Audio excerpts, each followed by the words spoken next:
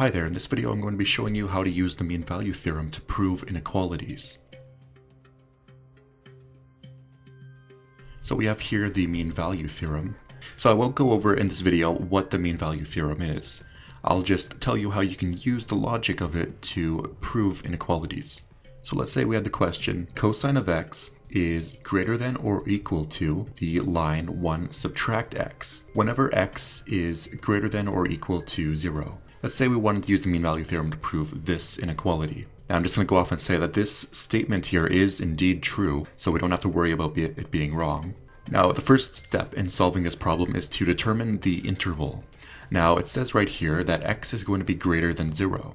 X is always going to be greater than 0, which means that is at minimum the lower boundary. So at minimum it's going to be 0, and it's going to go up to some other number that we don't know, and we'll denote that as x.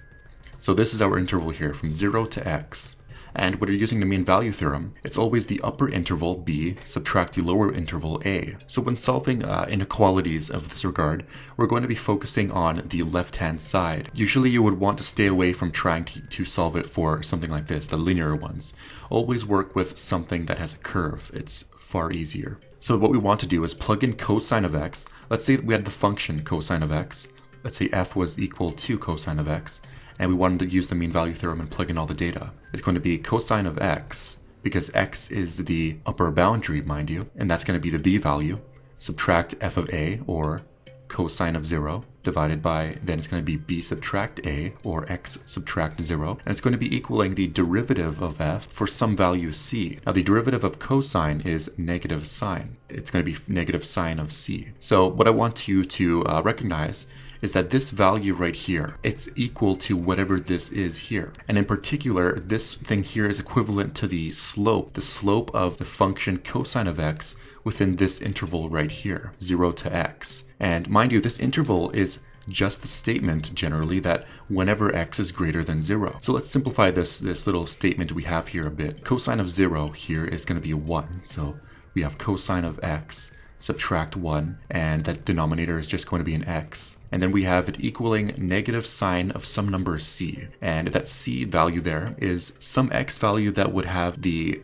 tangent line of that particular point be equal to the slope between the endpoints 0 and x. But since we don't, well, what I want you to keep in mind though, is that we don't know what that number is. So what we're going to have to do is try guess at minimum what it's going to be. And because in this particular question it's asking, prove that cosine of x is at minimum greater than or equal to 1 subtract x. So then we want to know what the smallest value of negative sine of some number can possibly be. So if I just erase this equal sign there, what's the lowest number negative sine of anything can be? Well, here's a graph of sine of x.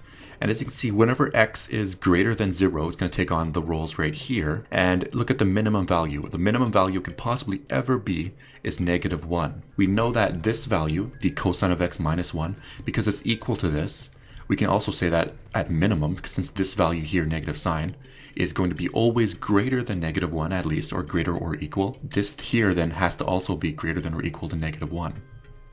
And now if I multiply both sides by x, I'll get cosine of x minus 1 is greater than or equal to negative x, and then if I put the 1 here onto the right hand side by adding 1 or positive 1 to both sides, I'll get cosine of x is going to be greater than or equal to 1 subtract x.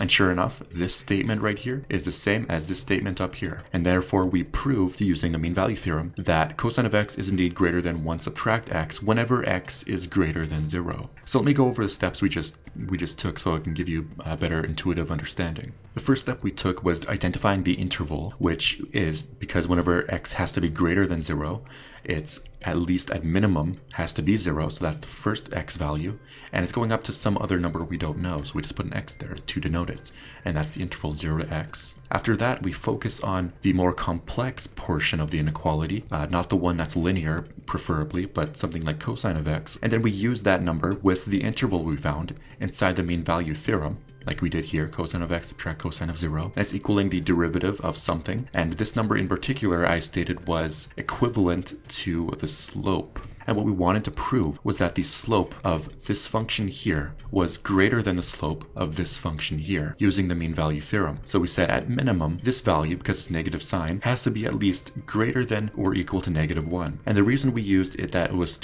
greater than or equal to -1, as opposed to something like it at minimum has to be less than or equal to 1, because that's also true.